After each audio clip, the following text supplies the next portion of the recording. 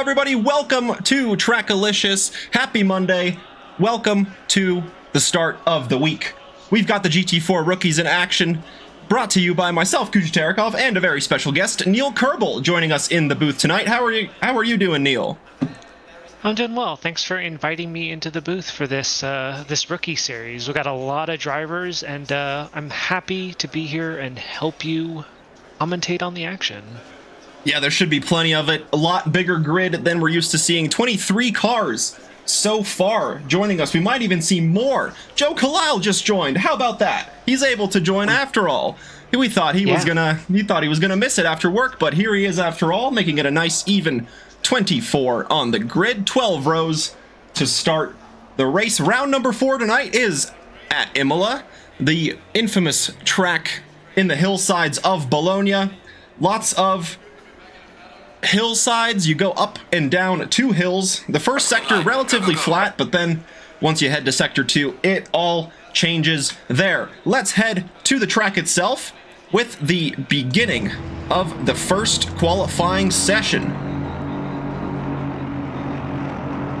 So one fact, well, you told me you have a lot of Imola facts to bring to the field. I will bring one regarding the drivers. Last season, the fastest lap time in qualifying was a 151, I believe it was a 151.3, nope, 151.9. So the rookies are definitely in full form tonight. We're seeing some in the 150s, so this is going to be a pretty tight field. Yeah, it absolutely is, and it's great to see that there's an improvement already in the rookies from just compared to the last time we ran here at Imola.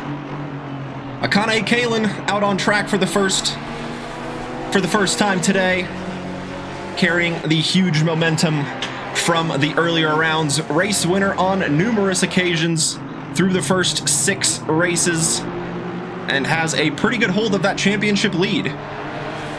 Pretty good hold, but I believe we're going to start seeing some struggle from Kalin from a new driver, Karabetti. I'm gonna pronounce that name, Karabetti. Please feel free to correct us if I'm getting that wrong.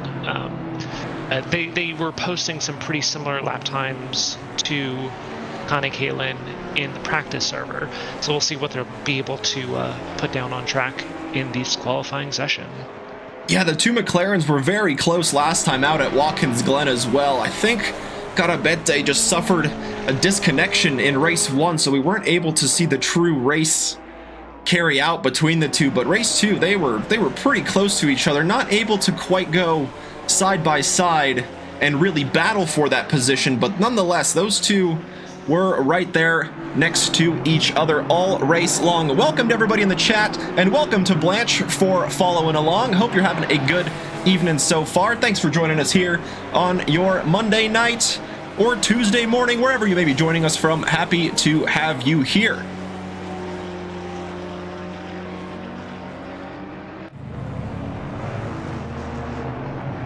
Got a couple of drivers ending their first outlap. And like we have mentioned all season long, in the GT4s, there are no tire blankets, so it may take a few laps for these drivers to get some representative lap times, as Sir Kojay in the 420 AMG goes to the line to start his first flying lap attempt. Yeah, looks like that car is the lead car on track right now, so we should see some times posted as Kojay comes across the line. We do see some backup on that final penultimate left-hand corner as cars are slowing down to safely build up a gap and give them plenty of space to set a qualification lap. You'd love to see that. Yeah, with 24 cars around a relatively short track compared to others, just 3 miles long is Imola. 19 corners. Some of them aren't really corners, that you might say.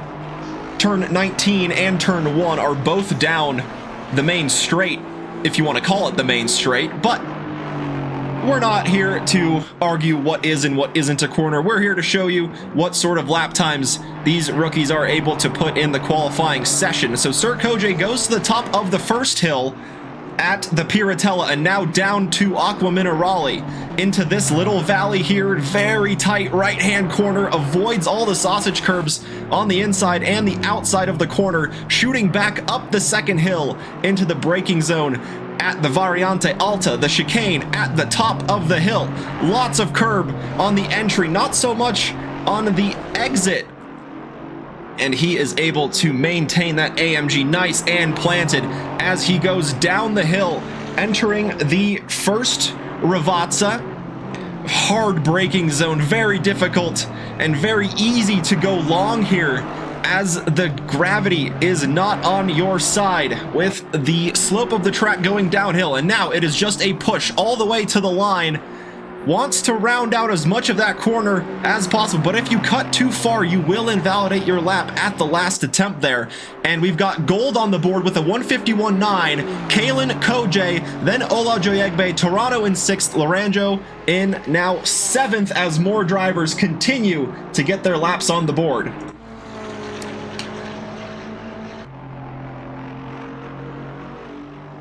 So we're looking on with, this is Drew Freiberger, also in a McLaren, doing his laps, going through that same section. Looks pretty planted. The McLaren is a pretty fast car around this track, so be interesting to see what times he's able to put down. But as having a lot of experience with this game in GT4, I just know we're going to start seeing some faster laps come in around lap 3, lap 4, when those tires get up to temperature. Yeah, and we're already seeing evidence of the McLarens being quick. Carabete tops the charts with a 151.4, so already faster than last session's, or I should say the last time the rookies ran at Imola. Already a huge improvement there.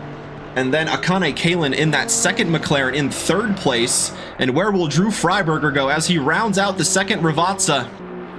Y'all drinking tea again? Heck yeah, we're drinking tea. That's the way to go. And where will the 419 Rasta McLaren go? Can he join Kalen and Carabete at the top? Not quite yet, but as we said, need a few laps to get these tires warmed up, but still a good spot inside the top 10. Still a good spot indeed. He's definitely got some room for improvement. Plenty of time on track. They got 8 minutes left in this qualification session. The two AMGs just crossing the line. Laranjo improving up to 14th, and Ola Joyegbe in the number 13 goes up into the top 4. And if you're watching along with us on Twitch, on Twitch, let us know if there's any cars that you want to see. Redeem those onboard laps. Get some behind the wheel. You can see what the driver's seeing. And Chris Saunderson goes into the top 10, up to 9th in the lone Audi on the grid here, but we've seen Chris run the Audi on a number of occasions, I should say, and he is confident with his choice. And then Dr. Porkchop in the Alpine displaces him down to 10th. That Alpine is looking quite mighty. Yeah, Dr. Porkchop is you know, as you said with Chris Anderson and the Audi, Porkchop has been running the Alpine for several seasons as well, so he's definitely getting a lot of experience behind the wheel of that very, very tiny car.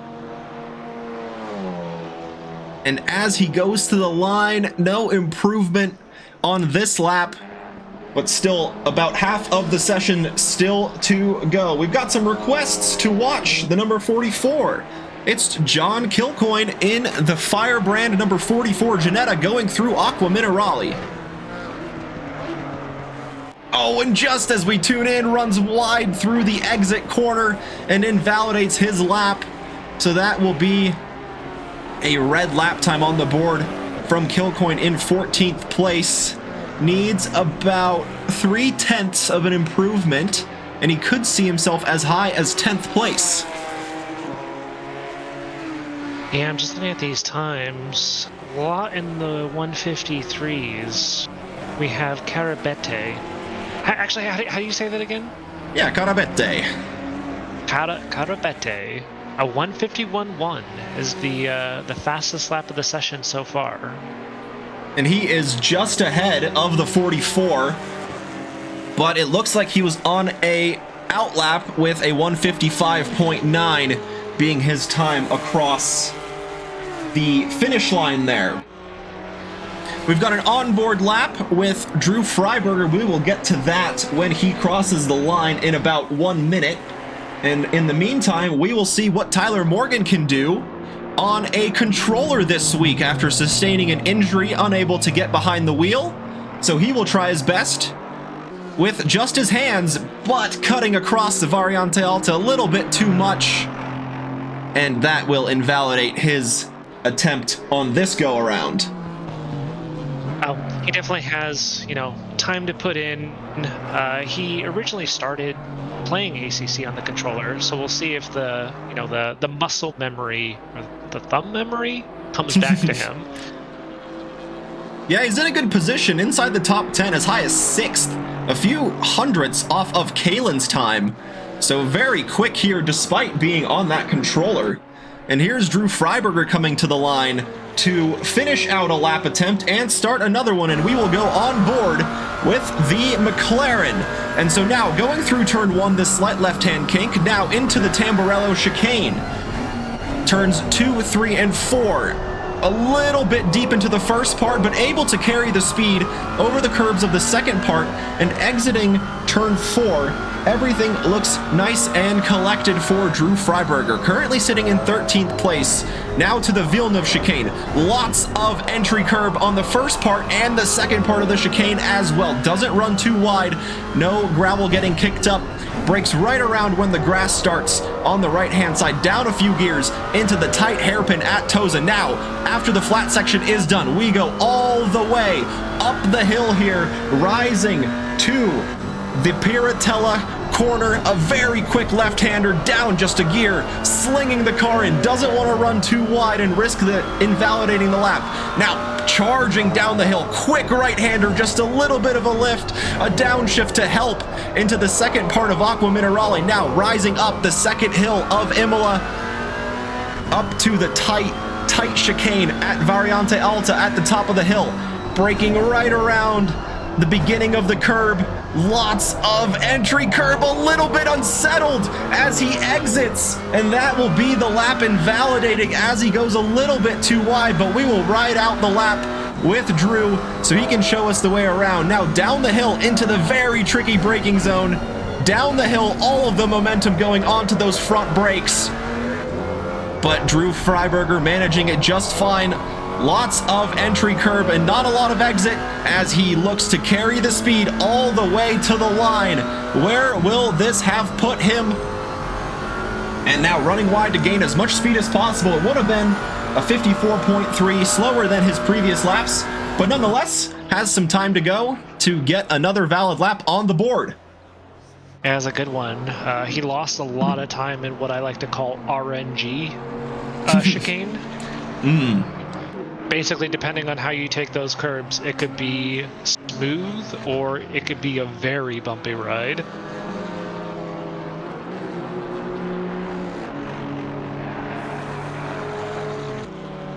Kicking up a little dirt on the exit. Yeah, a lot of drivers out on their final push attempts, so just waiting to see. Wes Jones with the Baller Squad Racing, the number 80, very neat looking livery. I like the design on that a lot. The number 80 AMG going through the final corner, sat in 8th place.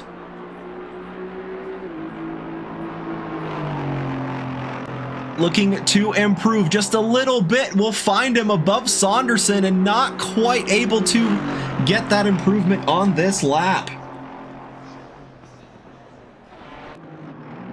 That is a very sleek looking livery. I really like the combination of blue, white, and black with a little bit of gray in there. And here's another beautiful car to take a look at. This is Hezi Thomas in one of my favorite GT4 cars, the KTM. Do you have a favorite car?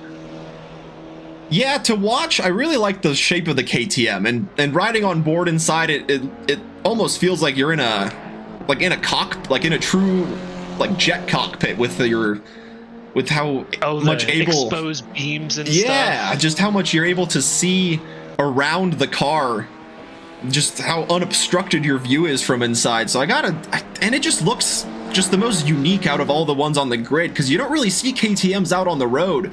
You'll see a BMW, an AMG every so often, a Porsche as well, but you don't really get to see these KTMs so often, especially here in the States. No, and as you pointed out, like, they have a very unique look to them.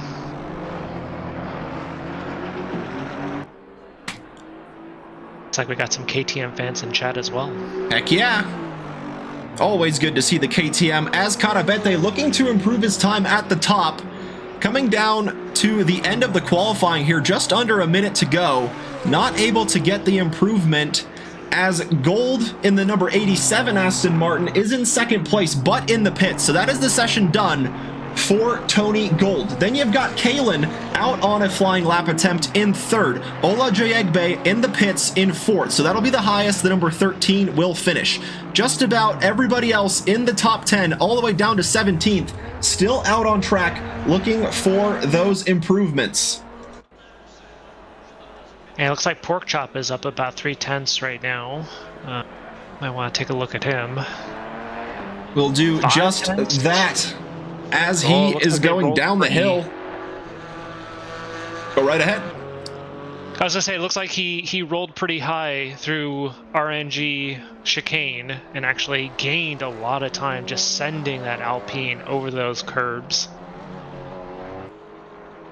It looks like the Alpine is very much happy to handle all the curbs, though. That nimble chassis just proving very, very well itself here at Imola as he goes into the top 10, goes above Khalil up to 9th. Will the 71 Alpine be able to hold that as the rest of the drivers come to the line? Khalil looking for an immediate response here, right behind the Alpine out on track, needs just under a 10th of an improvement. He's got it. And he gets that position right back. Can't quite claw his way up to Wes Jones. So 9th will be the position that Khalil finds himself in for the time being. And Kalen gets a time at the end to go to the top. Can Carabete match it? He cannot. And Kalen at the end of 51.090, 17 thousandths clear of the sister McLaren in second place. Oh, this is going to be spicy at the beginning.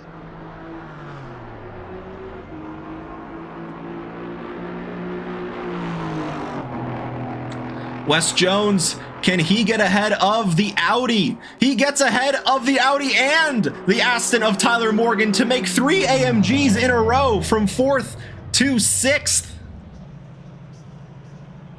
Impressive laps from all these rookies out there. Yeah, you're looking at 151s from everybody from P1 all the way down to P7. Yeah, that was a crazy session. Crazy, crazy, crazy. And with the first qualifying session done, we will move into the first race of the doubleheader, as we have all season long in these rookies. A 20-minute race up ahead. Let's remind ourselves of the starting order. Got very mixed up at the end there. Akane Kalen takes pole position once again here on Monday night in the number 31 Kiri Racing X Spirit Racing McLaren. It's an all McLaren front row with Fernando Carabete just 17 thousandths off of the time set by Kalen. But the 704 KRT will look to keep that race pace alive and potentially maybe even have a look down into turn number 2 at the Tamburello chicane. On the second row, Tony Gold in the Academy Motorsports number 87 Aston Martin will start ahead of Ola Joyegbe in the AMG Motorsports number 13. Behind him is an all AMG third row with Sir Kojay starting from 5th in the Chill Bibble Racing AMG 420. Alongside him from 6th is Wes Jones in the Baller Squad Racing number 80. Next you have Tyler Morgan on controller in the number 72 Morgan Motorsports GT4 Aston starting from 7th. Alongside him in the Audi is Chris Saunderson in the Allison Racing number 18. It's an all-Canadian 4th row there. Joe Kalile behind them, able to join the race. Got off work just in time in the Kalile Batman Beyond number 26 Aston Martin. Rounding out the top 10 is the Alpine of Dr. Porkchop. The 71 Chop Shop Racing will look to use that nimble and small Alpine to work his way through all of the gaps in the field. And we'll hand over the rest of the grid to Neil. All right. Apologies for any pronunciations on names. We have P11 in the Aston Martin number 11, coincidentally, Alex Aguirre. P12 number 19, this is going to be Lucas Turano from the team Casual Chaps. That's nice. P13, we have Josh Ransom. Going to be driving the fourth Ginetta on track. Lots of Ginettas this season. This is a beautiful livery too. TBR. Oh, that's okay. That's pretty cool. P14, we got Drew Freiberger, car number 419 from MPM. What does that stand for? The Mid-Pack Mafia. Mid-Pack Mafia. P14. P15, we have Alice Nonohara from Wicked Sister Motorsports, number 42, also in a Ginetta. P16, we have Josh Kilcoyne in another Ginetta. P17, move on to Lawrence Thomas from BMW Motorsport, number 134. P18 is going to be Evan Laranjo. How do you say that? Liepert Motorsport? Liepert? That sounds about right. This one's pretty cool. I like the symbol on the front. This is going to be Pedro Guerrero from Racing Sheeps. There's a very fast sheep on the hood of that car. Number 99 in P19. Rally Dutchy is going to be in P20. The final Ginetta on the grid, number 621 in the Nine Tail Racing team. P21 is going to be Chris Haps, one of my favorite names on the grid. Very easy to say, rolls right off the tongue. Car number 17 in the Porsche Cayman, I believe. Now we have our controller warrior out there, Hezzy Thomas, in the lone KTM, car number 59 from Dogbox Racing. P23 is going to be Rocco Luciano from Apex Mafia. We got multiple Mafia teams out here. Car number 14 in P23. And rounding out the grid, we have Tenno Konoko? Femboy Fitness Racing, car number 9 in the Porsche Cayman. Ooh, you do this every week? Every week, twice. We got another one coming up. And yeah, I saw that Rocco requested a fun fact earlier. Or somebody requested a fun fact earlier, I think. I just missed it. Oh, what kind of facts do you got for us? Well, let's start with the simple one. We're going to start with that the first race at Imola was held not as long ago as you might think. In the early 1950s, 1953 was the first race held here at Imola. It utilized pretty much the same layout that we see today, minus all of the chicanes that were added in. So instead of all the chicanes, just think of them as long sweeping corners, and you basically have yourself the original layout that all the drivers have really been racing on here at Imola ever since the beginning. It was built in these hillsides, lots of neighborhoods surrounding it. They love to complain about the noise, but we love to make noise as motorsports fans, as this 24-car grid rounds out the final corner, getting lined up in zipper formation, getting any sort of preparations, adjusting the traction control, the ABS, the brake bias, getting themselves ready for this green light to release them for the first 20-minute race of round 4.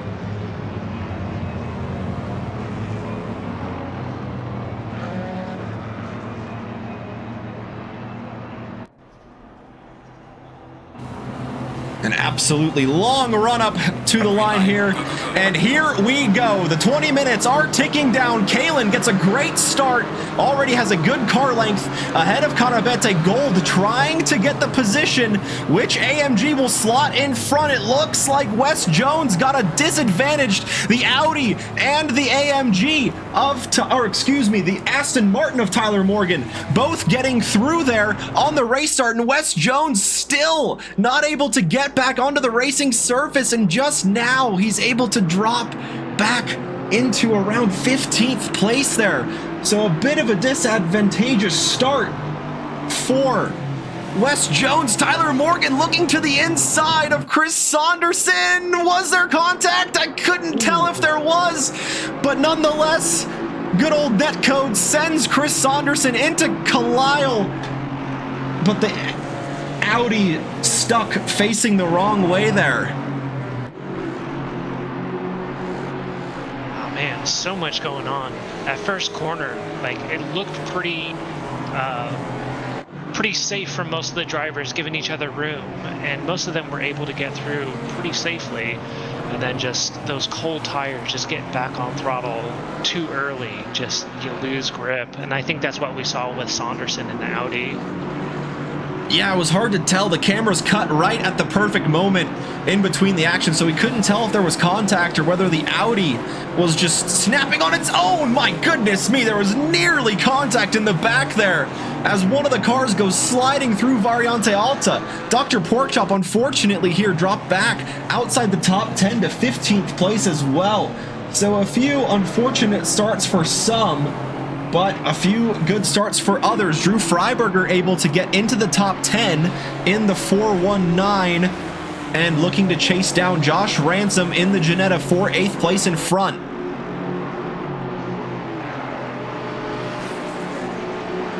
It's like Khalil is making a run on this Ginetta up into turn 1, going around on the outside, giving plenty of space. And Ginetta is just fast in those corners, able to make it to the apex much quicker. But Belial should be able to get a nice run on this Ginetta coming up to this straight, and then possibly after this turn complex here, up the hill, just being able to get back on throttle a little earlier and just carry a little bit more speed on the straights. But he looks like he's making a move on the inside, holding off for now. Yeah, the Ginetta, like you said, very quick through the corner. So after that big straightaway where the Aston can take full advantage, it just can't take advantage in the braking zone where the Ginetta just kind of flies away. And we're seeing evidence of that here. The Aston just trying to carry all of the speed through the corner, and it just can't. That Ginetta just runs away, especially through this section here at Aqua Minerale. Oh yeah, that front end just gets loaded right when you get on the brakes and you turn it in, just for that uphill right-hander. But that Ginetta just grips the road and just carries so much speed through those corners, and the Aston Martin just gets it on the straights, but it's just not enough. And now Aston on Aston battle with Lucas Toronto chasing down Tyler Morgan, and there's a bit of chaos in front. The two AMGs, I should say, of Olajoyegbe battling with the Aston of Tony Gold. The 87 looking to maintain its position on the podium behind the two McLarens, but there might be a change here. The AMG has the inside into Tamburello, and behind it's a 2x2 battle going into turn 1. Olajoyegbe takes that podium position, and he looks to take that place and build the gap behind, and already Gold under pressure from Sir Kojay behind in yet another AMG looking to take a position away from the Aston Martin. That was a nice move into turn 1, and looks like we got who is that in the pink car? Is that Sir Kojay really in the 420? Sir Kojay is making a run, just keeping it close. We got cars really close to one another between P3 all the way to P7, looks like. Yeah, and even behind them, the Jetta of Josh Ransom isn't too far back, so this final podium position is absolutely up for grabs. Only 5 minutes have gone by so far, and we have seen lots of changes for position. Imola, though, notorious for not being the easiest track to pass on, so track position is absolutely crucial here. Ola Joyegbe is in a really good spot here in the number 13 AMG, ahead of this 4-car battle behind, but can Tony Gold have an answer back, looking for the move down the hill to the first Ravazza, but he's just not close enough to ask for the room just yet from the AMG in front. And he's holding that inside line. Ola Jagbe is holding that inside line, basically defending that position from the car behind. And we've got a full onboard lap redeemed, and we're going to do just that. We're going to go with the tail car of this battle. After the move into turn 1 here, it looks like the AMG just is able to keep the line and keeps the speed through the corner. But here we will actually tune in with Tyler Morgan, who's got a great front row seat to the battle going on in front of him. And maybe even here he can take advantage. Yeah, he's got to keep his wits about him, be very, very cautious. Oh! He's got a car behind him. Ooh, this little door bang in there. Yeah, a little bit of door bang, and Sir Kojay forces his way by, and Tony Gold loses another position to the AMG, but he is looking to fight back, though. Down the inside of Piratella, very tricky to go around the outside if you're the AMG, and even more door banging. Tyler Morgan trying to take advantage. We're gonna have to cut to the outboard shot of this one as they go down the hill to Aqua Minerale.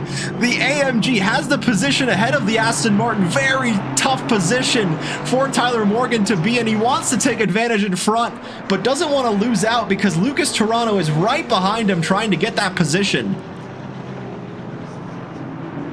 This is a great battle. Tyler's got a perfect view of it.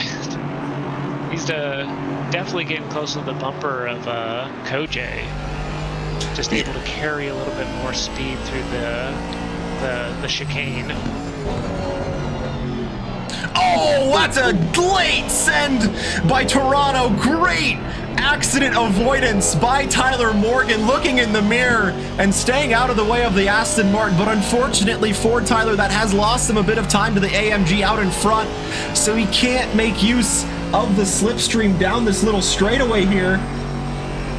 That does give him some breathing room, though. He does not have anyone on his bumper for a little bit, so he's able to focus on this battle ahead now. Just like the margins between those drivers ahead is also spacing out as well. Yeah, it's ebbing and flowing. It just seems like in one sector, Kalen has the speed, and another, Karabete is able to get closer. And at a track like Imola, there's not a lot of forgiveness if you run off of the racing surface. And because of that, if you dip a wheel wide, kick a little bit of gravel up, that really slows you down before the little straightaways that there are between the corners, where that is just where all of the time comes from on corner exits here at Imola. If you just dip a wheel out, the car behind can really take advantage of that. But these two McLarens in front have absolutely checked out from second place. 7.5 seconds in just 9 minutes. That's wild. They're all, the last lap from Kalen was a 151.5 and Karabete did a 151.7. So they are beat for beat going pretty close on lap times with one another, just staying close. But back to your point about dipping tires out of bounds. It does compromise the run. There's not a lot of straights on this track, but I've always struggled with curbs. Like I said, a lot of it is just random, I guess. Bump the car, suspension bounces, and you just suffer time. But I think we're seeing right here just better exits, get a nice run on this finishing line straight, makes a move on the outside into turn 1. And the Aston... Yeah, the Aston Gosh. just can't quite take advantage of down that straight. The AMG just holding its own. Ola Joyegbe, after getting that position a handful of laps to go, just will not give it up despite all the pressure that Gold is throwing at him.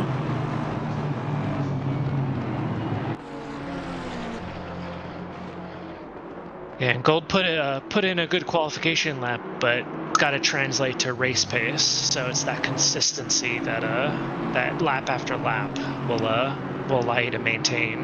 But Gold is still sticking close to the bumper of car number 13, so he's not out of it just yet. Oh, we might have just lost, or might have just missed a overtake. Gold and Ola Joyegbe. You're sure right there. After exiting Aqua Minerale, Tony Gold gets the podium position back. And once again, those four cars have really closed in on themselves, with Sir Kojay now asking some questions of the number 13 AMG out in front of him as they head down the hill into the heavy braking zone. Gold leads from Ola Joyegbe for that final podium position. And it is going to be very difficult. Yeah, it's going to be difficult, as always, dealing with what looks like a little bit of lag from the number 13 car. Always difficult to predict where the car is going to be. Tyler Morgan, though, is the one applying the pressure heavily to Sir Kojay. Will he send a move into turn one? Sir Kojay having to take the inside, but Tyler can't find the grip around the outside, and now he finds himself thrown offline through the rest of the Tamburello chicane and forced to drop back a little bit here. Forced to drop back and try again. Yeah, that's just how it goes, unfortunately. And after Tony Gold gets by Ola Joyegbe for that final podium position, looks like at least through the first sector, he's able to build up a decent enough gap to not allow the number 13 to fight back, at least just yet.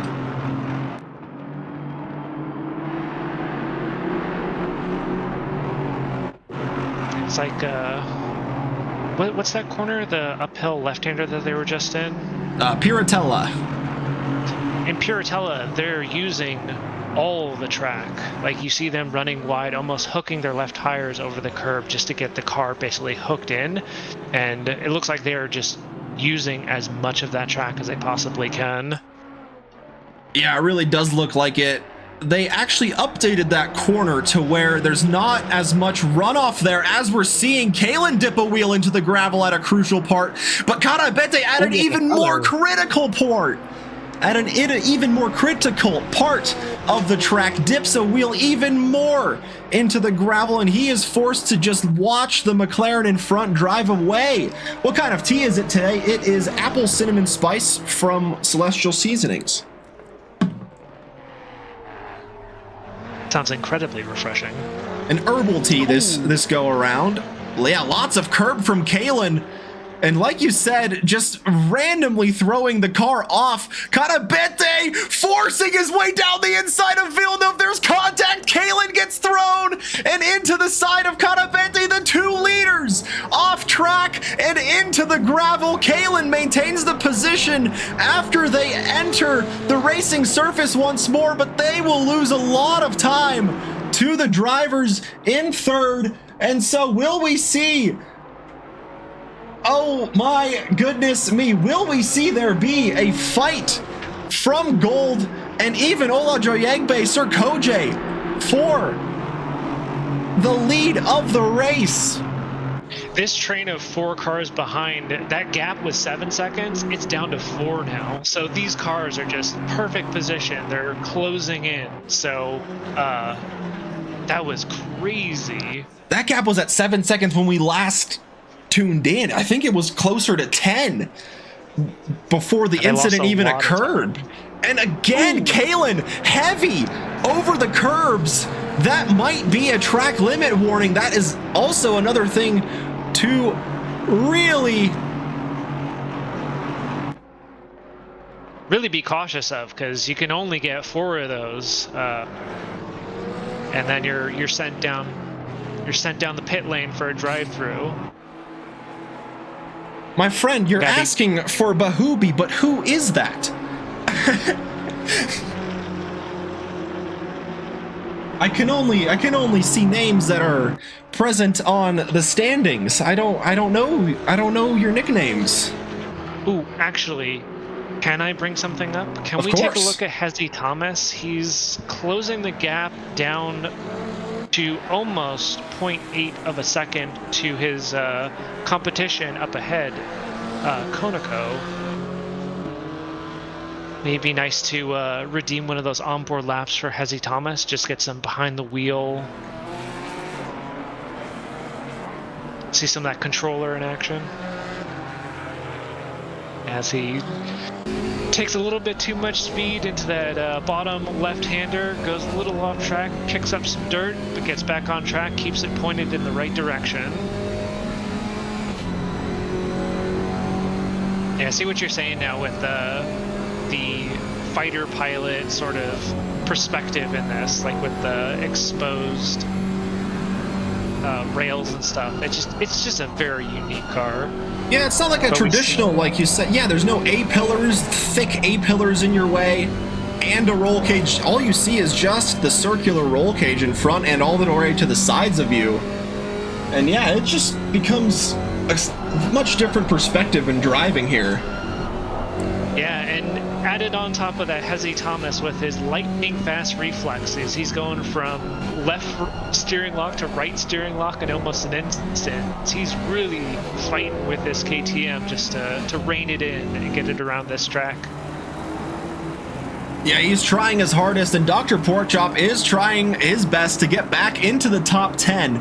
He's got Aguirre ahead of him in the number 11 AMG. After starting from 11th, he went up a position, so these two swapped around. That's a good way of putting it, Chrono. You don't sit in it, you wear it. And Dr. Like Porkchop, yeah, exactly, with the little helmet. And he's looking to use that kind of similar philosophy, the Alpine, a very small, nimble car, to try and get past the Aston Martin in front for that position, but down the straight, the Alpine will be at a big disadvantage here. And into the braking zone, already making up that time lost. And Aguirre helping Porkchop out by losing control of the car in the second part. And Porkchop back into the top 10 just like that. And that is one of the risks with going back on throttle when you're going over those very heavy curves. And from one off-track incident to another, that's Nonohara going off-track, giving Lucas Toronto an easy position up to 8th place. It looks like several of the drivers out there are struggling. A few of these corners either going a little bit off track or going a lot off track and kicking up a lot of dirt.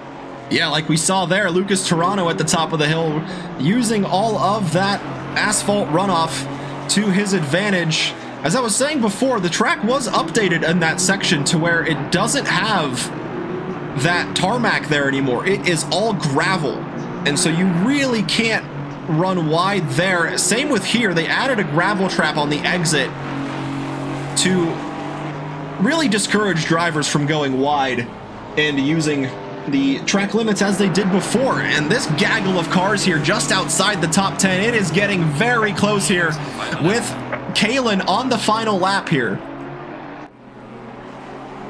Ooh. Very deep. Was that Jones in the AMG? Saw it coming, just left him room to pass on by? Yeah, Tyler Morgan did the same earlier with Lucas Toronto, and yeah, very good awareness from the AMG to see that in his mirrors. Drew Freiberger taking advantage as well, and Aguirre, as we saw in the previous lap, going into the gravel trap at Tamburello, will look to fight back for any positions he can. Josh Ransom goes very deep and hits the side of Freiberger, and the AMG behind of Laranjo gets caught up in the mix as well. Oh, that is not a showroom-ready Ginetta any longer. That was That was quite the ambitious send into turn 1.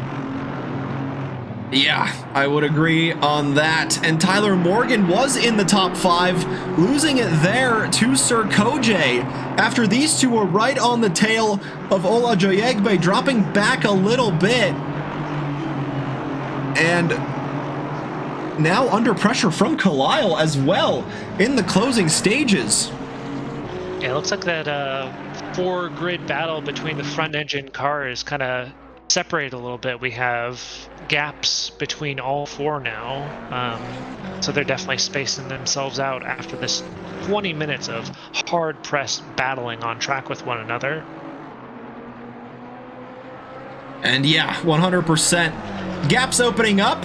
Kalen, though, as we have said all season long, takes the checkered flag in first place. A bit of a messy one with Karabete with that door bang and at Villeneuve, but nonetheless able to take first place with Karabete across the line in second, making it a McLaren 1-2. Tony Gold in third after his hard-fought battle with Ola Joyegbe, Sir Kojay, and Tyler Morgan. Kalile almost getting up to sixth, finishing in seventh place. Then Lucas Toronto in eighth, Alice Nonohara across the line in ninth. Dr. Porkchop securing his spot in the top 10. Then you've got Wes Jones in 11th, the Aston of Aguirre in 12th place. Evan Laranjo getting caught up in that incident at the end there, finishes 13th. Chris Saunderson across the line 14th. Haven't said Lawrence Thomas's name much this race, but he finishes in 15th place. Drew Freiberger getting involved in a numerous amount of incidents there, unfortunately for the 419 in 16th. Josh Ransom 17th. Guerrero there crossing the line in the number 99 in 18th place. John Kilcoyne in the 44 Janetta and Hezzy Thomas behind him in the KTM take the checkered flag in 19th and 20th respectively.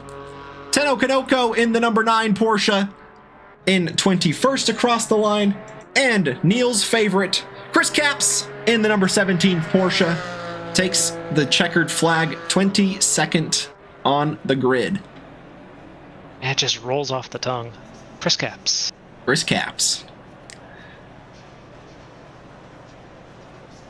Yeah, it was hard to tell if with that intent. I'm tempted to say it wasn't. It with the nature of that first corner, the track always bends to the left, and with a car on your outside, it's so hard to spot your typical braking zone that it's so hard to say without looking back that was intentional or not. Yeah, from firsthand experience, going side by side into that corner, it is incredibly tricky to see your usual braking zone. I think the general stance of commentator is we leave it up to the stewards. Oh, of course, we always leave it up to them. I mean, we can, yeah, but the stewards can be wrong. That is true. We are all human. We can make mistakes. Or the rules can be written in a weird way, as we saw in the controversial F1 incident from the weekend. So, yeah, it's just a matter of, it's just how it goes sometimes. Racing, you can't really control a lot of what happens, and so you can just enjoy your best. Yeah, enjoy the roller coaster that it is. Yeah, that was a very exciting battle. We had, battle between P1, P2 that got spicy after the 10-minute mark. We saw a bit of off track from both of them that brought them back together. And then there was a battle between, was it P3 through P6, P7?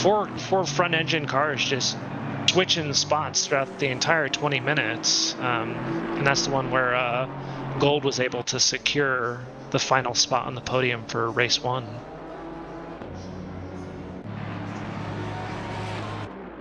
Yeah, and then because of the nature of how the rookies format goes, we get to do it all over again. So here comes another 15-minute qualifying session for the drivers to set yet another quick lap time, see if we have an improvement from the last session. A 51.0 will be the time to chase, set by Akane Kalen in the number 31 McLaren. Oh, another fun fact. That was me. I figured we got some free time during qualification. We can redeem a fun fact about Imola. Yeah, we can kind of go through the variations that they changed throughout the years as we go with an onboard lap with somebody who's about to start their flying lap.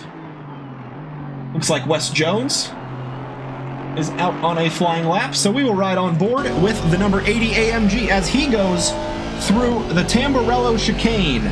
That one was added very recently, actually. That was one of the more recent additions after the death of Ayrton Senna at that corner. They added the chicane after the 1993 season into 1994. The Villeneuve chicane was added at the same time as there was the death of Roland Ratzberger at that corner, the same weekend as Senna's, but named after Villeneuve, who also tragically lost his life in that series of corners. Or I guess it was just one corner at the time. And then they slowed it down into the chicane that it was. Aqua Minerale here used to be one long sweeping quarter down and then back up the hill. They added that kind of little bit of a chicane at the end in 1979 to slow down the drivers. And this chicane at the top of the hill, the Variante Alta, was one of the first safety additions they added to Imola in the early 1970s. In 1972, they added the one at the top of the hill, and then the Variante Bassa at the bottom of the hill as well. And it's interesting. So you said the first race on this track was in the 1950s, and a lot of the changes happened around, you said like 1970 to 1990? Yeah, pretty much. And then they kind of closed the track down in 2006 for a lot of the safety reasons. And only reopened it again in 2008. And more recently, they did add a lot of gravel traps to the exit of corners where there was a more traditional tarmac runoff area, as we mentioned at the top of the hill there. Wes Jones completes a time of 1:52.3. He goes up to second place. And as we've said before, these GT4s take a few laps to warm up, so we will get some representative lap times here in a little bit. Now, Karabate is already setting the timing chart with a 1:51.0. So securing P1 for their McLaren in these opening laps. So yeah, when these tires start heating up, we're gonna see some quicker times on the board. See a lot of our drivers out on track right now with improved deltas, so we'll start seeing that timing board populate with much faster times as we ride on board with Lawrence Thomas. I think they're the lone BMW on track. They are indeed the lone BMW on track.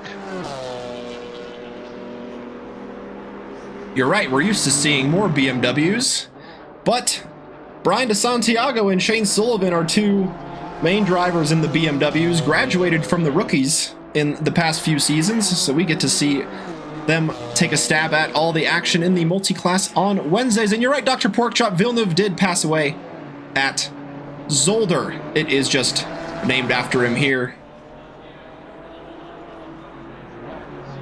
Which is kind of surprising that they named it after Villeneuve and not after the man that passed away at that corner.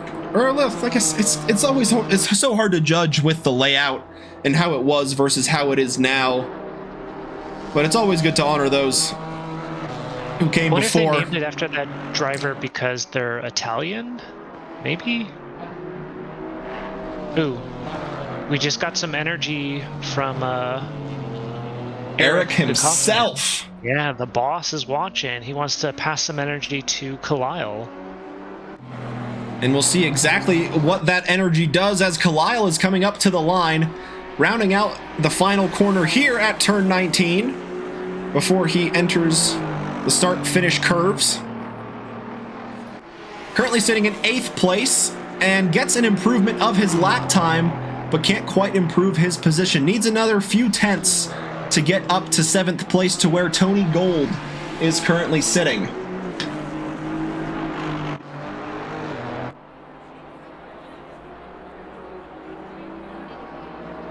Yeah, about 2 tenths between the two Aston Martins, number 87 and number 26, Gold and Kalile. So he's gotta make up some time on track.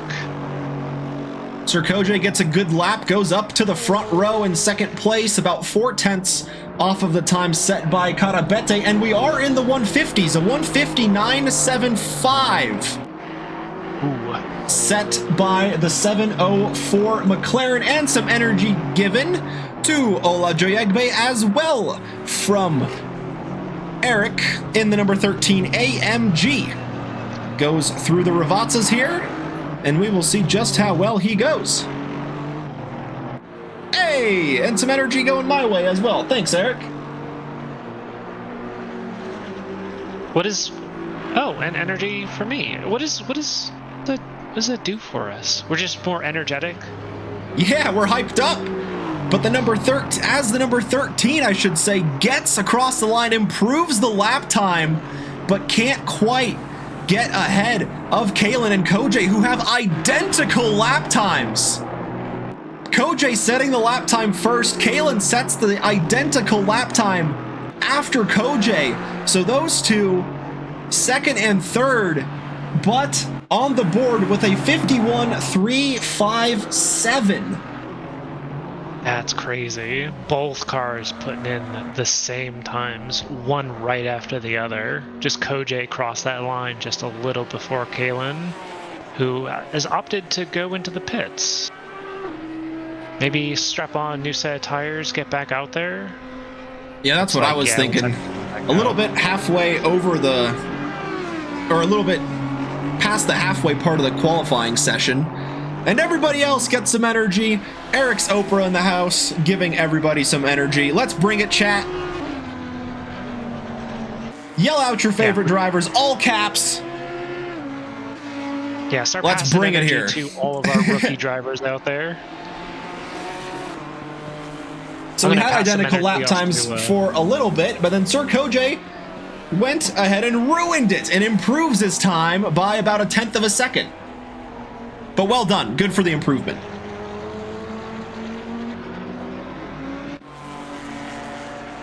Yeah, about 1/10 of an improvement. We'll take a look at Kalen, see, because they're back out on track, so they should have two more laps, maybe 3. Tony Gold improves up to 4th there, getting ahead of Jones and Ola Joyegbe. Those two AMGs have been looking pretty quick, and hopefully we'll look to do the same here at the end of the qualifying session. Laranjo to the line in the 314. Can he get into the top 10? Not quite on this lap. He does get an improvement though, but needs another half a second to get up to the time set by Chris Saunderson. Hey, let's ride along with car number 72. They just passed the line. Although he's losing a lot of time in Sector 1. Hopefully he's able to get it back. Takes a decent amount of curbing, doesn't unsettle the car too much. Gets it lined up for this hairpin corner. Follows that ideal racing line on the exit as we run up the hill. What was this corner again? This is the Piratella. Piratella. Ooh, that might have been an off track. That looked like an off track. It looked very close. It was right on the edge of the limits there. Yeah, just on my, according to my screens, he was out on an outlap before and it didn't register when he crossed the line again. So from my understanding, he's on a 5-minute 50-second lap time that's invalid. So I couldn't tell you if that time invalidated or not. But nonetheless, he has about 3 minutes left to go out for a few more laps in this session. If this one was in fact invalidated, Drew Freiberger getting a good time there. He slots ahead of Tyler Morgan in 7th place in the 419 McLaren. I'm seeing a lot of improvement from car number 31. They're out 4/10 up, which would actually pole them up into P2. Tyler shaving down as much track as possible, coming to the line. Doesn't look like he was on an improvement on that last lap. And here we have Kalen looking for that big improvement, but a Ginetta up ahead might just hinder the chances of Kalen getting that pole position time. Crucially though, there is some more time on the board, but dipping a wheel into the grass on the exit, flashing away at the Ginetta, trying to get some clean track position out in front, gets a fantastic slipstream up to the line though, but with having dipped that wheel into the grass, losing a little bit of time to the pole, but still gets a good improvement on the board and gets onto the front row in 2nd place. Carabete in the pits. Crucially, that means Kalen, if there is an improvement, Carabete will not be able to respond. Yeah, based on the last lap time from Kalen, they do have 2/10 on track that they can find. They just need that clear air in front of them to do so. It's clean air and it's about keeping it valid. Lucas Toronto looking to do the same. He is currently sitting in the top 10 in the number 19 Aston Martin. Looking for an improvement though. He might have time. Massive improvement.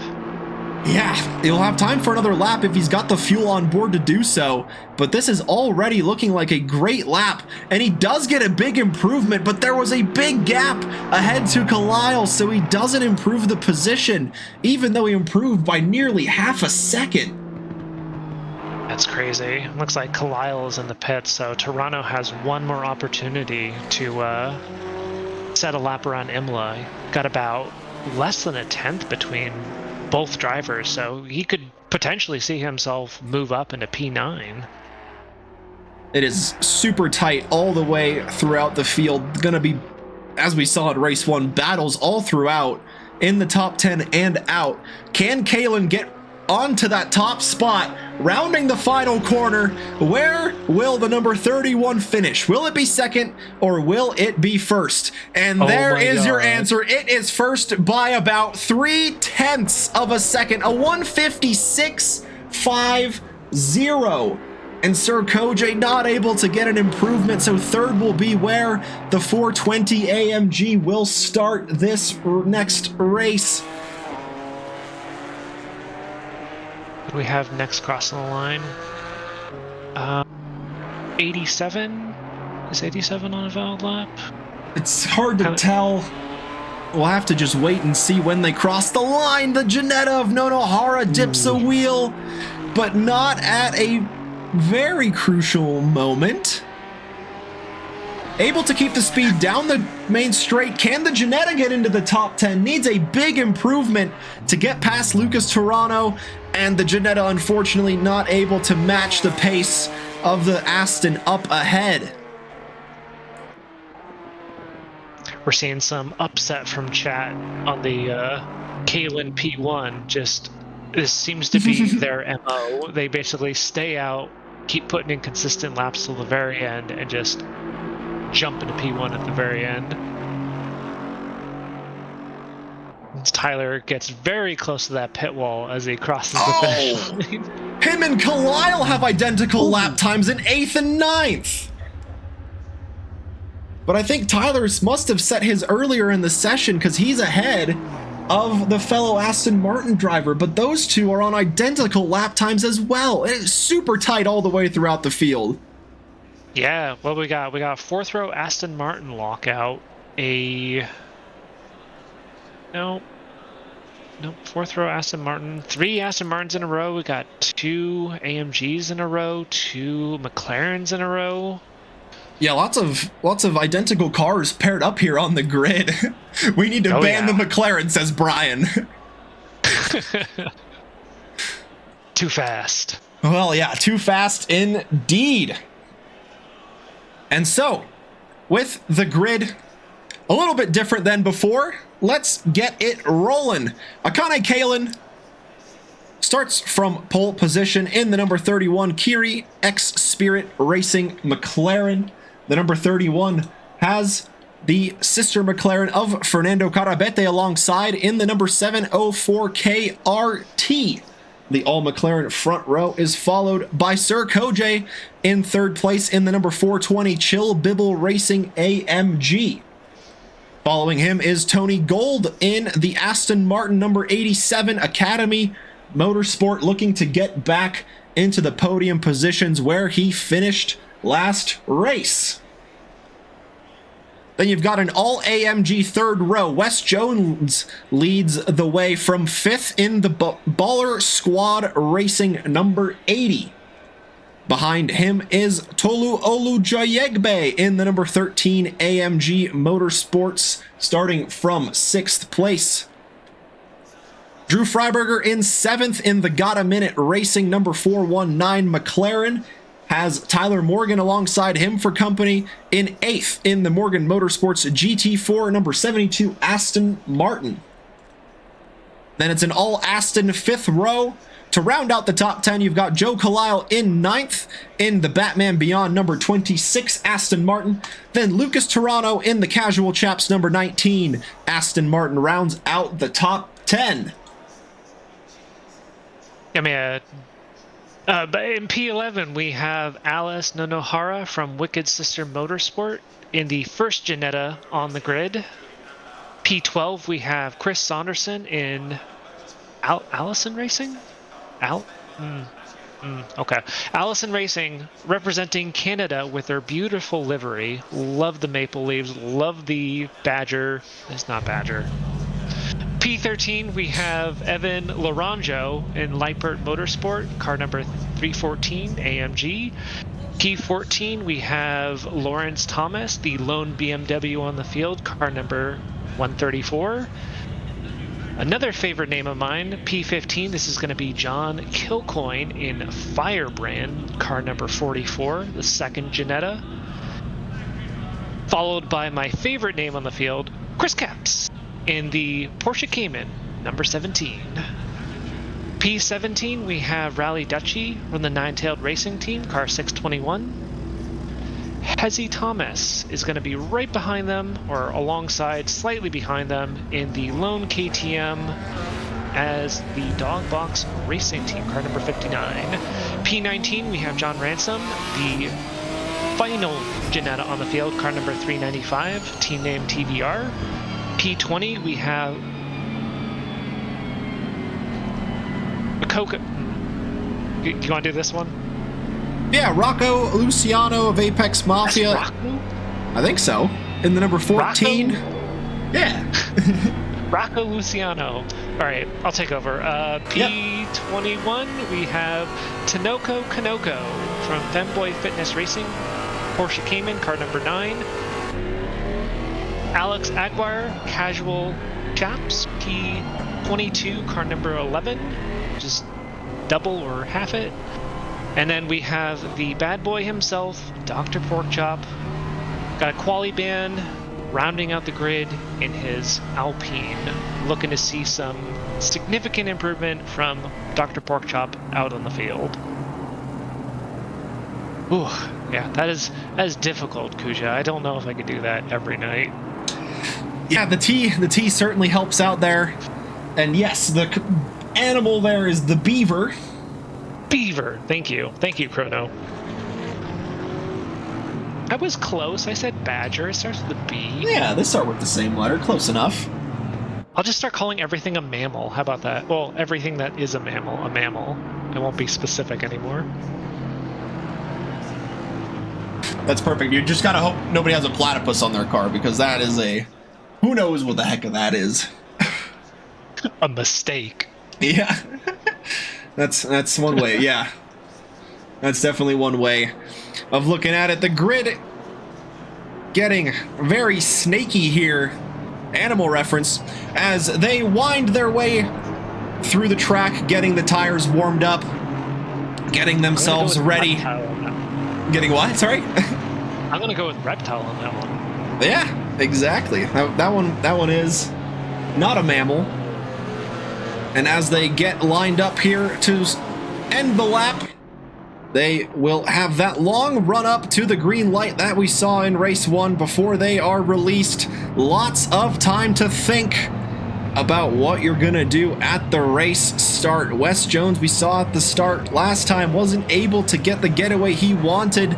Will he get the start the AMG was looking for and perhaps fight his way onto that podium position?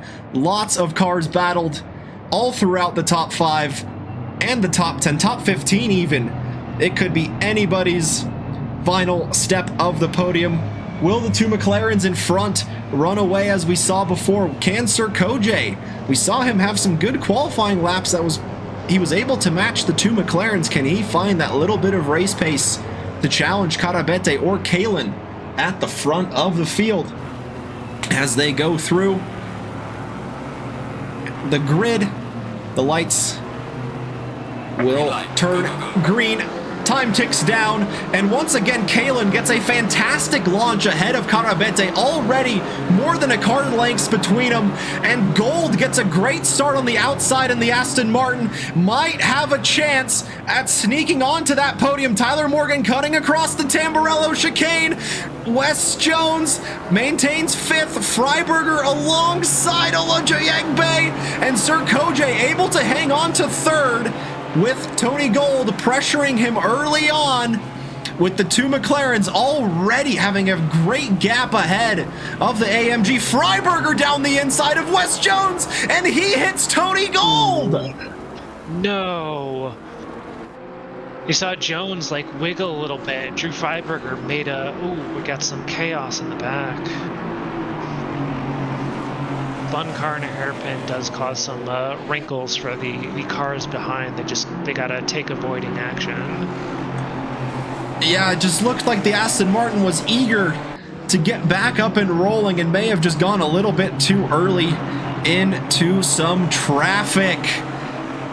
Tyler Morgan remains somehow unscathed after all that. He cut through the Tamburello chicane but got back on in a pretty decent position, now up to 6th place with those two cars going off in front of him. Wes Jones up to 4th, Olajoyegbe up to 5th. It is 3 AMGs from 3rd to 5th, and you've got the Aston Martins of Tyler Morgan and Joe Kalile battling, for 6th and 7th. Nonohara up to 8th, Toronto in 9th, and Kilcoyne gets into the top 10. Yeah, several position changes for a lot of these drivers. We're seeing some drops. Looks like Gold, car number 87, may have suffered the worst from that incident in the hairpin. They're down to P22. It's unfortunate. Yeah, it was very unfortunate seeing that incident unfold. Drew Freiberger just couldn't get the car stopped in time, and Tony Gold already committed to the corner, nowhere for him to go. And so he will have to show his race pace and work his way through the field alongside a Rally Dutchy for 21st, and gets ahead before the braking zone. And looking forward now to Rocco Luciano in the number 14 Aston Martin up ahead. Sticking very close to Luciano's bumper through this section. Maybe makes a move on the inside, got alongside. Nice. Oh, yeah. Space given. Oh yeah, that was a beautiful maneuver. That is how it's done. And at the front for 4th place, Olajoyegbe around the outside of Aqua Minerale. Very difficult to get the move done there. As we see there, Wes Jones, very easy for him to just creep over to the left-hand side and not open up any space. And now on the run to the Variante Alta, Olajoyegbe just sticking to the back of Wes Jones, not peeking out to try and line up a move just yet. And Sir Kojay out in front is sticking to Carabete for 2nd place, so we might see that battle pick up here in the coming laps. We also got a battle unfolding between P12 and P11. Saunderson may be making a move on him. Oh, and that's Ransom in the Ginetta, I believe, going deep. And that's Saunderson, Freiberger, and Laranjo in the 314 going through. All gaining positions. That's one of the difficult parts of that downhill section. Like, you just go wide, you pick up tons of gravel, and just leaves yourself open for anyone to overtake you. Oh my goodness, so close between the AMG and the McLaren. I'm not sure if there was contact or whether the McLaren just got unsettled on the curbs by itself, but nonetheless, Drew Freiberger, unfortunately, dropping back a few positions here to Laranjo and Josh Ransom. Yeah, I was going to comment on the fire kicking out of Drew Freiberger's McLaren right before that chicane. But yeah, it almost looked like he unsettled it, just going over that curb. Maybe a little aero wash from the car in front. Oh my goodness, again through Aqua Minerale. Ola Jayegbe this time gets the grip, but through the braking zone, over the sausage curbs, Wes Jones takes out Ola Jayegbe with him. Tyler Morgan looking to take advantage. Kalil gets pushed onto the grass. Nonohara is going to try and fight through as Tyler Morgan and Ola Jayegbe side by side into the top 5 goes the Aston Martin of Tyler Morgan. Further contact between the two of them as he slots in front and gets 5th place. Great positioning by Tyler Morgan through that chicane. Basically hold that inside line safely. Oh, Ooh. Oh, just a little bumping. Rubbins Racing. That's Ola Jayegbe getting very close to that bumper of the Aston Martin. Just giving him a friendly tap, letting him know he's still there. Yeah, it is all unfolding in the first half of this race here. Wes Jones trying to get ahead of these guys battling for position. Tyler Morgan hanging on, but going deep through Tamburello. He cuts across and stays ahead of Ola Jayegbe for now, but he has the speed in the AMG to go through. Kalil trying to go through as well, and he does go deep through Villeneuve, but holds it on track, opens himself up for the over-under. The two Aston Martins side by side. Nonohara no way through the Aston Martin wall up ahead. Tyler Morgan around the outside, can't find the grip. Kalil goes through. Further door banging between the Ginetta and the Aston Martin. Tyler Morgan now fighting for 7th place. Nonohara, the nimble Ginetta, goes over the curbs and forcing Tyler Morgan all the way wide. Lucas Toronto goes through. Oh my goodness. Oh, it's such a good thing that this game still has the tarmac out there. Tyler was very off track. Oh my goodness, Nonohara maintaining the position ahead of these two. Still in the battle. He's sticking right behind Nonohara, who's positioning and takes a bit too much curb.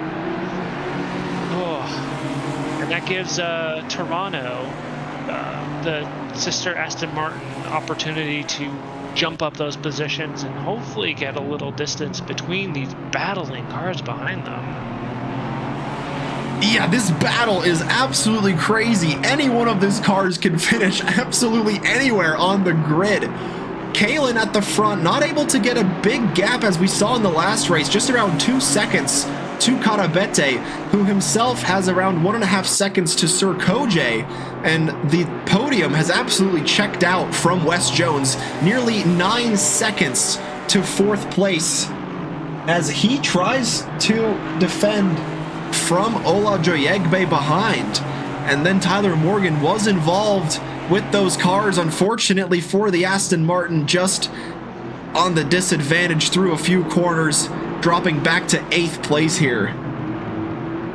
And we got a group of Ginettas behind Tyler Morgan. Nonohara and Kilcoin are closing in that gap. Both are within a second now. Yeah, we can see them just at the back of this picture. For a second there, you couldn't see the second AMG of Ola Jayegbe right in the wheel tracks of Wes Jones in front. And once again, through Aqua Minerale, Ola Jayegbe is just really looking to get these moves lined up. just sticking close to the bumper of Jones up ahead. Makes a move on the inside. They're making a run up to this chicane once again. It's just the test. Who can take more curb and just... Just looks like Imola Jayagbe backs out of that. Just leaves room for Jones to safely get through, and they will pick up this battle the next corner at the bottom of the hill. Yeah, despite these two being in equal machinery, it looks like Imola Jayagbe through that middle section just has a lot more pace, dipping a wheel into the gravel on the exit of the second Ravazza will certainly cost him a look down the inside of the Tamburello chicane. All the meanwhile, Khalil is trying to close the gap in that black and red Aston Martin, just creeping into shot there. And so will Khalil have the pace after thinking he wouldn't be able to join today in a good position here in 6th place? Yeah, you just got to play smart, hang out in the background, and see what these drivers ahead. If any chaos unfolds, he can see himself jumping up 2 positions. Yeah, Nonahara gets through Tyler Morgan there for 8th place, as Morgan looking to get some consistent laps in here after going wide on a few laps before. Just looking to get back into a decent rhythm here in the last half of race number 2 around Imola. The top 3. I would say the last... Go ahead. Last 5 minutes for him, his heart rate must be pounding away. He's been in very close battles with several of these drivers on track, and now he's got some free space to sort of set his pace, figure out what he's doing on track, and just start putting in those consistent laps.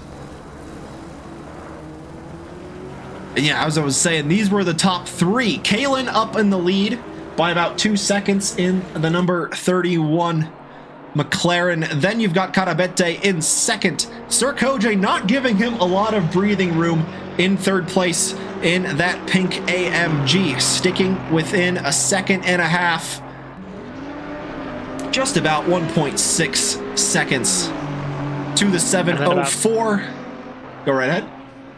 10 seconds behind the top 3, we have Jones. Actually 11 seconds now, so we got podium sitters kind of in their own world, and then everyone else behind about 10 seconds down the road within 1 to 2 seconds of one another. They're getting very, very close, and this might be a great opportunity for Imola Jayagbe, but once again, despite that speed advantage, these two cars very similar.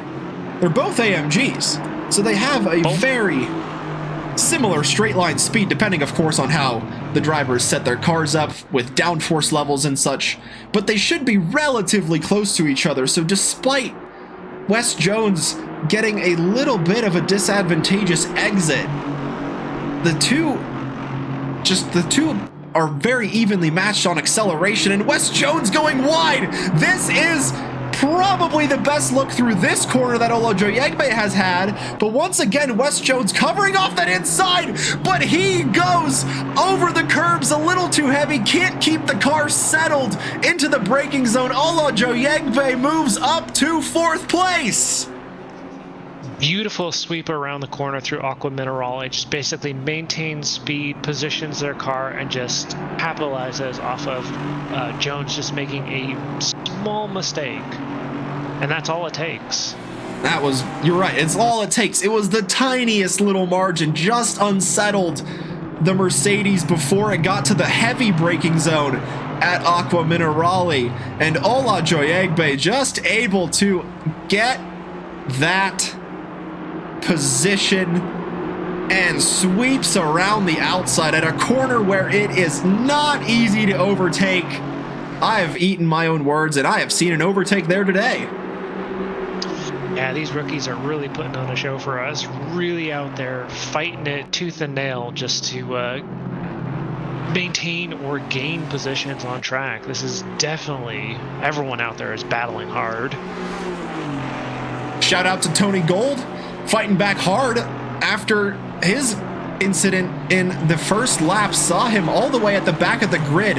He is nearly back in the top 10. This is a battle for 11th place with Josh Ransom up ahead of him in that black and red Ginetta. Tony Gold looking for that position. Not going to get it through Villeneuve, but will he be lining it up into Tosa? He was thinking about it, but runs a little bit too wide and can't carry the speed he was looking to for the braking zone at the tight hairpin before heading up the hill to Piratella. Maybe through the second sector, he will find the pace over the Ginetta here.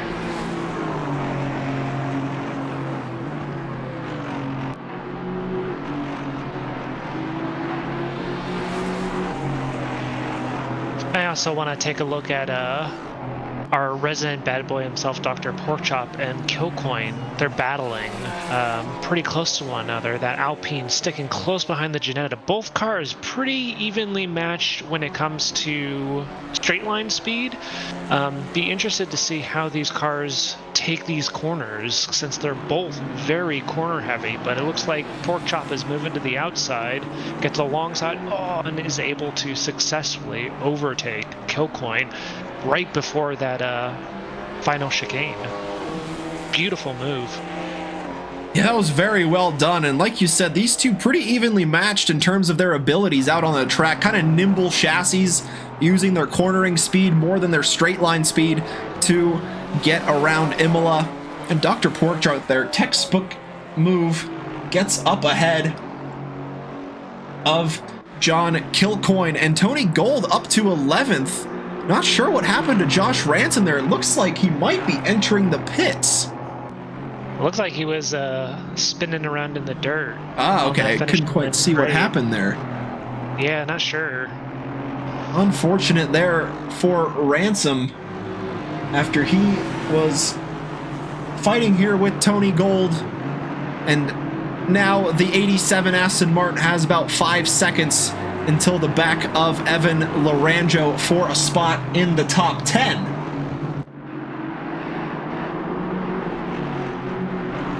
And we're looking at Khalil right now chasing down Jones once again through Aqua Minerale, one of the crucial for the rookies, a crucial overtaking spot. But just tucking in behind, using that slipstream from the AMG ahead. Satan backs out of that chicane. Might have been carrying too much speed, but safely gets through, rejoins, and continues on. Whoa.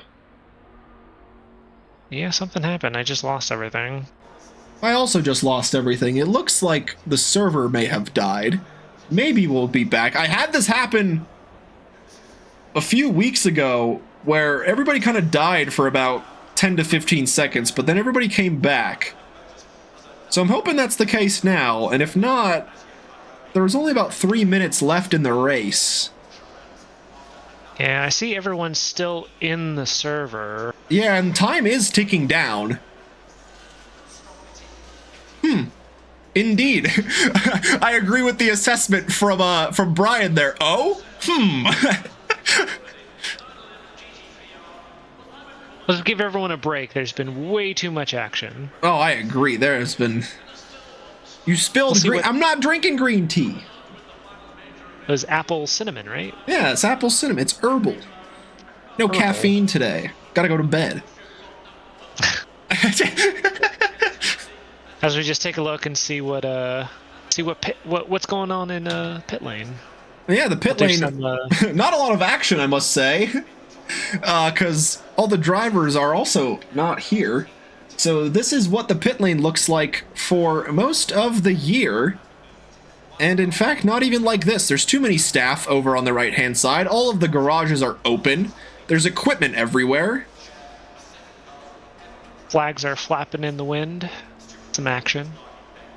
I think some people have disconnected. I just popped into Discord. Yeah, it looks like that is the issue here. And so I guess we'll have to wait and see what the verdict is. I think in situations like this, what we'll do is a snapshot of the grid based on the last known position and award points based on that.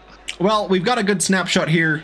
We can take a look back at the stream and see exactly where those positions finished up. But from our side, at least the top 3 were pretty set in stone, with Kalen leading the way by about 2 seconds there, you can see, before the entire server decided to not. And then Karabete in second, with Sir Kojay in third, and those 3 had a pretty good gap over Ola Joyegbe in fourth, then Wes Jones in fifth. Kalile was pressuring very heavily. And then Toronto with a great race up to 7th place. Same with Nonahara in the Janetta getting into the top 10. Tyler Morgan in 9th. Laranjo in 10th. Tony Gold. It would have been good to see in those last 5 minutes where the 87 would have finished after their comeback through the entire, or after their comeback, I should say, after their lap 1 incident. Then you've got Aguirre in 12th. Dr. Porkchop, after starting in last with the quali ban, up to 13th. Killcoin 14th. Josh Ransom in 15th. Hezzy Thomas 16th. The second Thomas, Lawrence Thomas, in 17th. So there's the race done at 0-0. So there's the checkered flag. There are no final laps if there's no cars on track. And so, yeah. And then you've got Kanoko in 18th. Chris Capps 19th. Luciano 20th. Freiberger, just a rough night for him, unfortunately, in the 419 in 21st. And then Saunderson in the 18 Audi in 22nd. I saw that he had to take a pit stop. So maybe I just... think he got a stop and go 30 after that, I think. He did get a stop and go 30 after the pit stop, but I wonder if he might have just not had enough fuel in the car, so he had to come into the pits a little unexpectedly there. And yeah, I'm gonna guess that this race is officially checkered flagged. It is over it's here. waving. It's waving. We can see somewhere. And so, yeah. How about that? Plenty of excitement on track. Multiple battles. Finally ending with everyone being able to go home. All at the same time.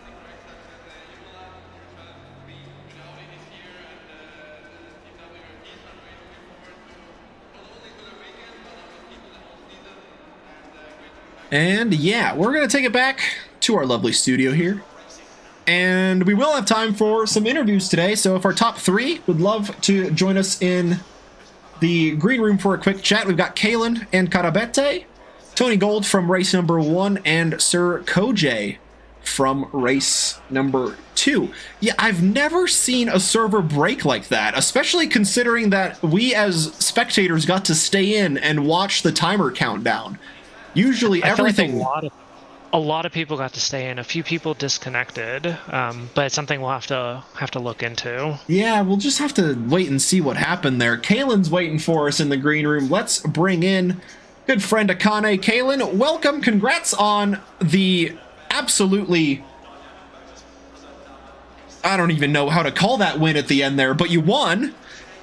Yeah, with the time running out at the end, and then race 1, a little bit of an incident there going into Villeneuve. Yeah, I'd have to take a look at it, but as far as I'm concerned, we just both sent it a little too hard. I barely made the corner, and he barely made the corner. We just spun out, and yeah, I'd have to take like a proper look at it, but I was just trying to defend well. He was trying to make his overtake in a tight spot. It happens, I guess. But yeah, I'm quite happy I did it. I had like 0 confidence going into this. I had no clue how to drive this track until the race actually happened, so... Well, you figured it out pretty quick. Yeah, I was going to say, it came together pretty quick, especially in qualifying with, what was it? The first qualification session. Was it the first or the second? Basically, like, you were right behind Karabete, and then on the final lap of qualifying, you were able to secure P1 by at least 3 tenths. That was a killer lap. That was the second lap. I did a 150.9 in practice. So I was pretty confident if I just pull it off, I could get a pretty good chance at pole. And Fernando's really quick. I had to give it to him. He's quite quick, so I was quite scared going into qualifying. But I seem to be more consistent in the race, and yeah, it worked out for me since he didn't put it together for qualifying. So I'm happy about that. About it, yeah. It's scary to have him behind me. He's quite good, so. Yeah, it's interesting seeing both of you in the first race running up to that left-right sequence where you both came together. It almost looked like you were like kind of, was it playing chicken, like seeing who could break last. Yeah, I did. I left him just from my POV at least. I tried to leave him as much room on the left curve as possible, and I barely made the corner myself. And then we just collided and went about from there. Thankfully, I recovered well, and I was able to just keep the lead from there on. But maybe the damage to his car was a bit more severe too. I don't know. I'll have to check it and apologize to him if I did something a little too harsh.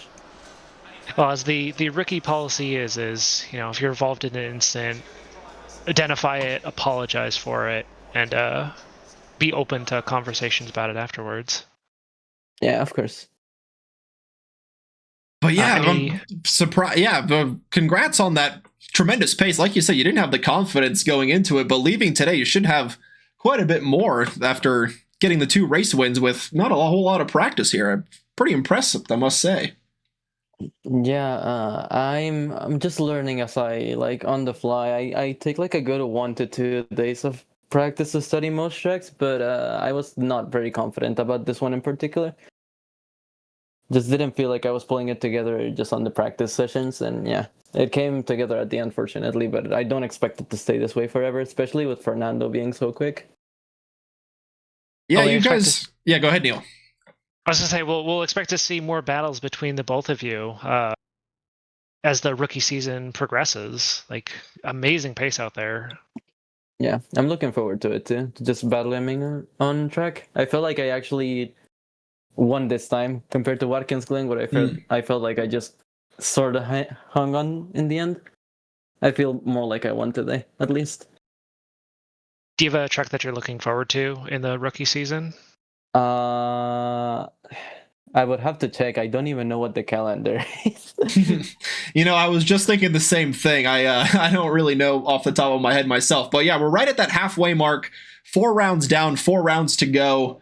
And you have finished on top in pretty much all of them so far. So we'll see if anybody can pick up the pace and provide a bit of a challenge here in the closing half of the race. But congrats once again. Thanks for joining us, taking the time. And hopefully we won't have a server die with 3 minutes to go next week. Yeah. Okay. I want to say this just to Sure. The only track I'm looking forward to in the calendar left is Valencia, because it's the only track I've raced in already. I did my debut in this league in that track, so I'm looking forward to it. Taking a victory this time. Yeah, looking forward to that one. That one Valencia offers some really good side-by-side racing. Yeah. Yeah, it really does. Thanks, Kalen. We'll see you probably next week. Hope for the best. We'll move you back here to the green room. I see you guys in there. We gotta keep the format and keep the podium sitters and bring those in. Maybe at the end of the season we can have kind of a free-for-all chat. I think that would be pretty fun amongst all the rookies. And yeah, sorry about that whole server exploding at the end there. Not really sure what went on, but what can you say? Yeah, we'll certainly take a look and hope that doesn't happen again.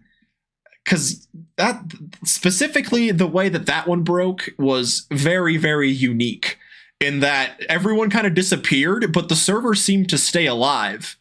In that we could stay out on track, we could watch anything.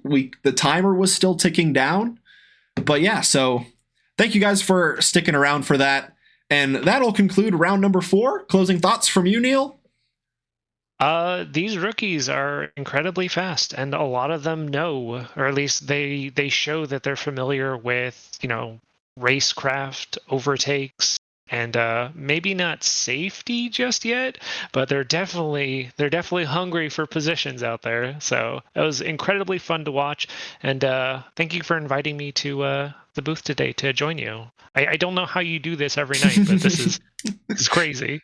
It's really all up to the drivers. They provide all the action. It's super fun to watch. Sometimes it's a strain on the voice, but we've got our ways around it with the tea and the sparkling water combination. As always, if you want to get yourself signed up, SimGrid is the place to go for this championship and anything else that Trackalicious hosts, whether it be LMU, iRacing, or ACC. Tyler, you got to earn your way. I know you'll be back there once you get back behind the wheel, but and maybe even in Wednesday. Maybe even Wednesday we'll see you in the commentary booth. I know you'll be in on Wednesday. Well, maybe not. It's here and there on Wednesdays for you. But yes, SimGrid is the place to go. And Discord's the best place to keep up with all of the latest news and information from anything that Trackalicious has to offer, whether it be in real life events like F1 watch parties that were hosted over the past weekend to sim racing events like this. Discord has all of that fun news. YouTube's got replays. Twitch has the live. And I have been Kuja Terekov, Neil Kerbel alongside me. Yeah, anything else from you? Go ahead. I was going to say, feel free to watch the replay. That goes to all the rookie drivers. Feel free to clip stuff. Keep generating that content. Keep sticking out there, racing, and fun. Yeah, as always, we can't do it without you guys here in the chat and racing with us. We just get to provide all the action to you guys here. So thank you, as always, to the drivers keeping the series going, and all of you guys in the chat supporting our fellow drivers in their chase to graduate out of the rookies and see themselves in the multi-class league here on Wednesdays. Join us on Wednesday for round 4 of that multi-class championships here on Twitch, and next week for round number 5 around Kyalami in South Africa for the rookies. Stick around for the raid. We're going to get one going here. Do some fellow sim racing community. We're going to do Brendan Hyperstar doing some iRacing, so stick around, show the love from one sim racing community to the next. I have been Kuja, Neil alongside me. We will see you guys next time.